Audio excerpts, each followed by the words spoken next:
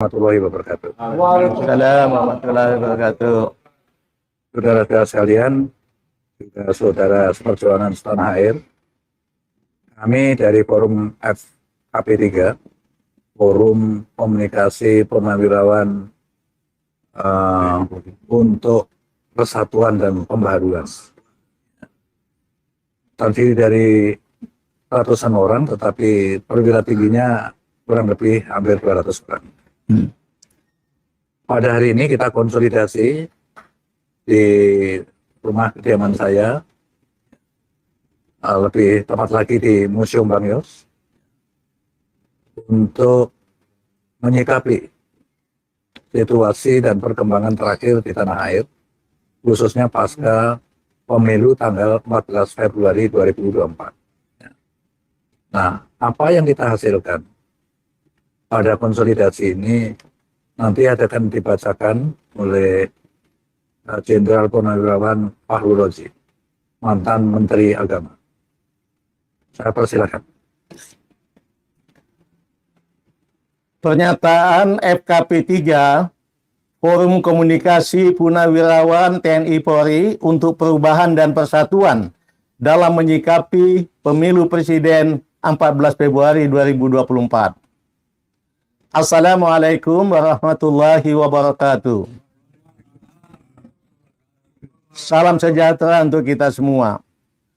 Sehubungan telah terlaksananya tahap pencoblosan dalam Pemilu Presiden 14 Februari 2024, FKP3 menyampaikan hormat kepada seluruh rakyat Indonesia yang telah berpartisipasi dalam pemilu tersebut dengan penuh rasa tanggung jawab.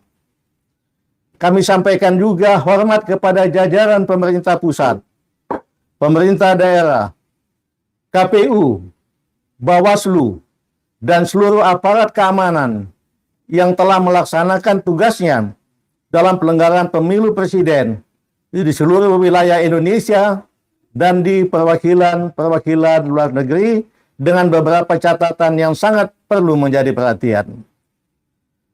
Menyikapi perhitungan suara pemilu, kami sampaikan hal-hal sebagai berikut. 1.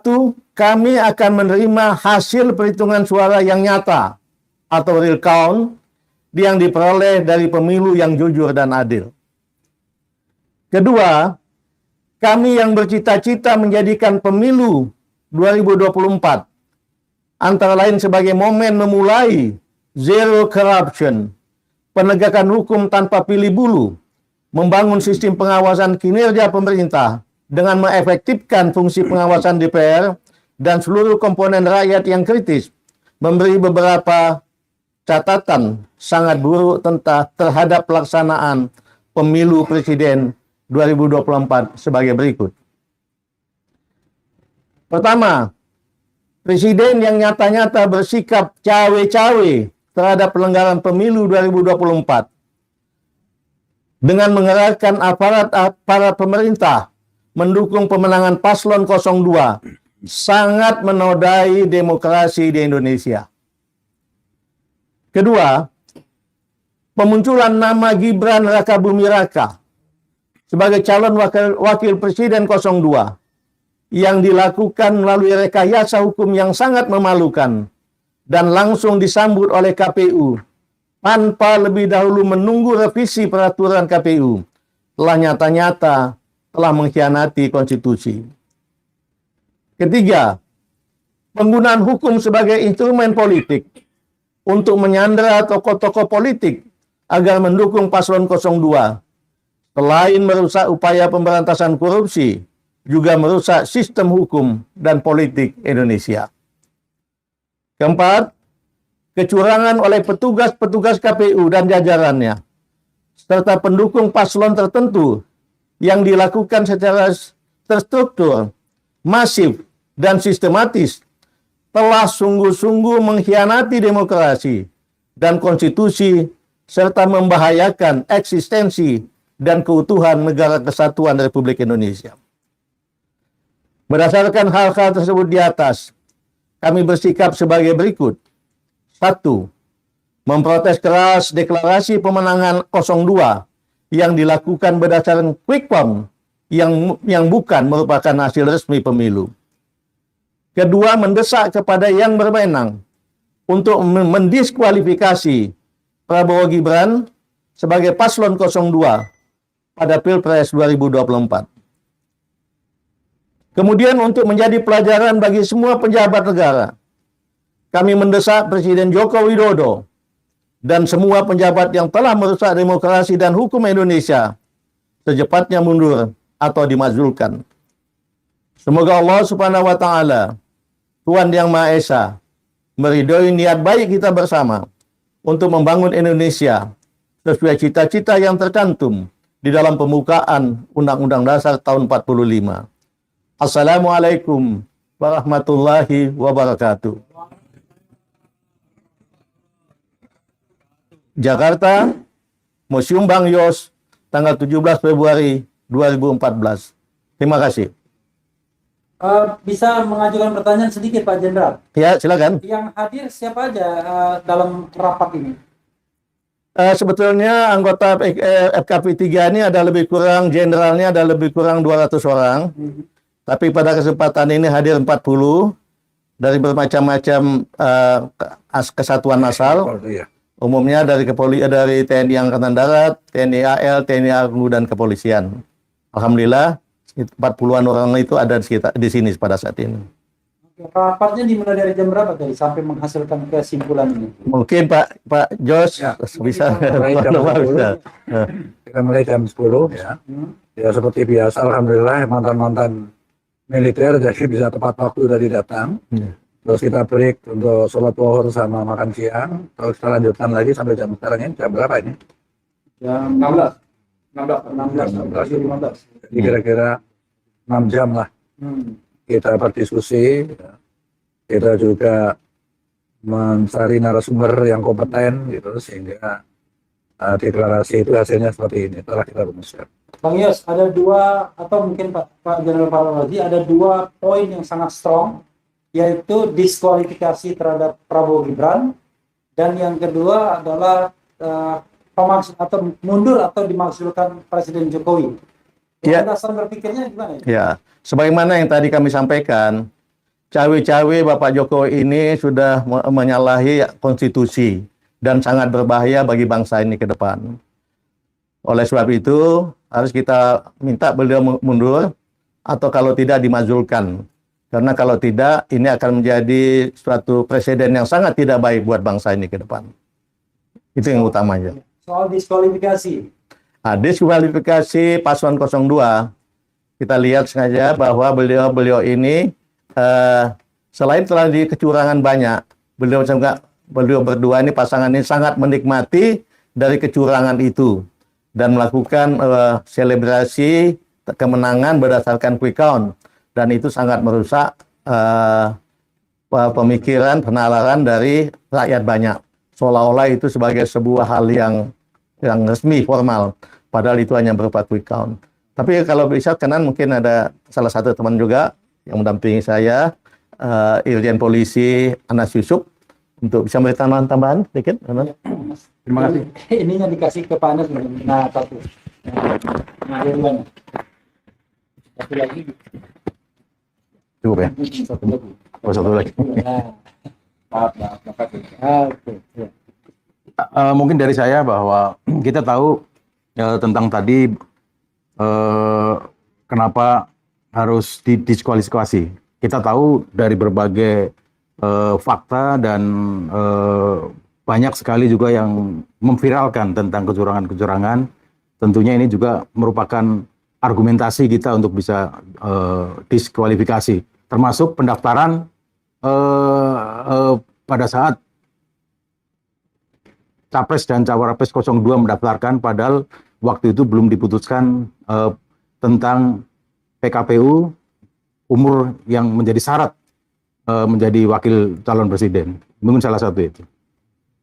Saya titip Pak Irjen, mohon maaf banget. Ini kan temuan di lapangan menunjukkan, mohon maaf ya, secara institusi kan Polri banyak dilibatkan nih. Sebagai senior di kepolisian, bagaimana perasaan Pak Irjen dan sikap Pak Irjen terhadap sosok seperti ini? Pertama, saya selaku mantan anggota kepolisian ya, tentunya kita berpikir positif. Insya Allah mungkin tidak ada perintah untuk itu.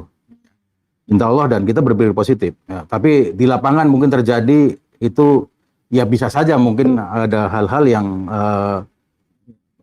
deviasi perintah, kita tidak tahu. Yang jelas kita mengharapkan bahwa TNI dan Polri khususnya Polri, tentunya masyarakat mengharapkan kita netral dan justru kita menjunjung tinggi hukum yang ada di Indonesia ini. Satu keprihatinan kita soal mengungkapkan kecurangan. Kan Bapak-Bapak Jenderal yakin bahwa kecurangan itu sudah berlangsung secara TSM, terstruktur, sistematis, dan masif. Iya, betul. Dan biasanya problem utamanya adalah menghadirkan saksi kalau seandainya kita harus menghadirkan saksi di forum apapun. Tapi kan keamanan saksi itu juga menjadi problem. Ya. Mungkin dia takut sama polisi yang bisa memperkarakan, atau takut dengan TNI kalau TNI-nya terlibat. Bagaimana tanggapan Bapak-Bapak sekalian tentang hal itu? Saya jawab dulu. Mungkin itu salah satu fungsi FKP 3. FKP 3 ini kan purnawirawan TNI dan Polri. Kami ikut mengamankan mereka, dan kami tekankan kepada mereka tidak usah takut, kita negara hukum. Di negara hukum tidak ada orang bisa berbuat sewenang-wenang. Dan kami tahu hukum, kalau ada yang melakukan sewenang-wenang itu pasti kami akan mengambil langkah-langkah hukum juga. Dan insya Allah itu membuat semua merasa akan lebih aman. Itu dari saya. Berarti ada jaminan perlindungan? Iya, pasti. Ini hari ini, siang ini sifatnya apa? Petisi, pernyataan, atau apa? Kedua, jika perubahan seperti ini yang sangat luar biasa, patriotik ini diabaikan juga oleh kekuasaan, apa yang akan dilakukan selanjutnya? Bisa. Iya. Ya.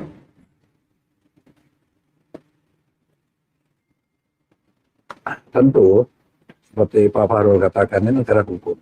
Jadi sudah menjadi hak warga negara siapapun, apalagi di alam demokrasi, untuk menyatakan pendapatnya. Tidak ada masalah, dan itu harus aparat harus menjamin keselamatan dia, terutama kita tentunya ya, yang sepaham dengan mereka, tentu akan kita backup keselamatan. Maksudnya kalau perubahan seperti ini diabaikan juga oleh kekuasaan, langkah apa yang akan dilakukan? Ya, kita justru khawatir kalau ini nggak direspon, akan terjadi perlawanan yang lebih keras, dan itu merugikan kita semua. Betul. Bisa terjadi people power kan. Itu karena itu indikasi kan sudah ada.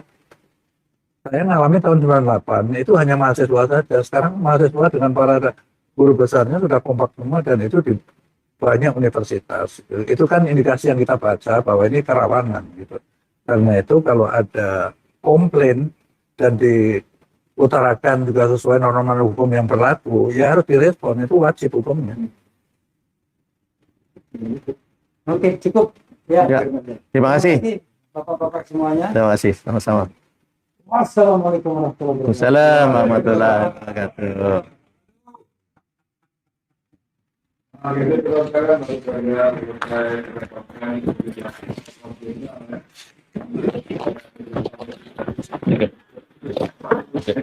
Thank you, Pak. Bagus, yang berdampak.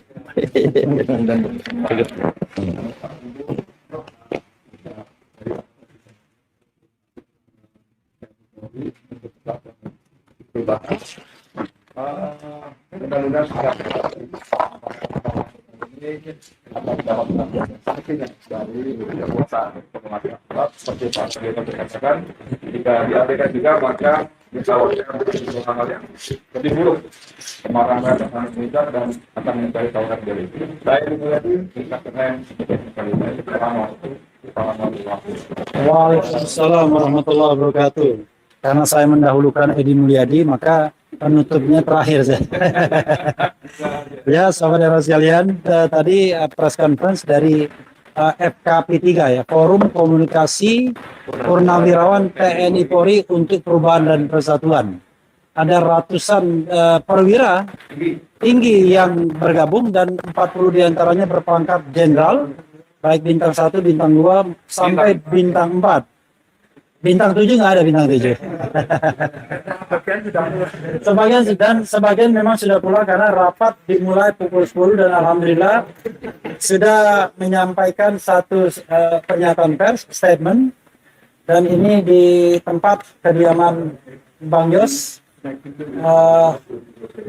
Dan mudah-mudahan seruan ini bisa didengarkan oleh komponen society, siapapun yang cinta kebenaran, keadilan, dan pemilu yang jujur dan adil.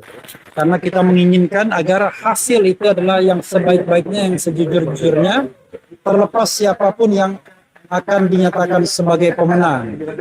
Itu saja saudara sekalian. Terima kasih Bang Yos, terima kasih Pak Jenderal Fahrul Razi. Mudah-mudahan perjuangan mendapatkan kebenaran. Wassalamualaikum warahmatullahi wabarakatuh.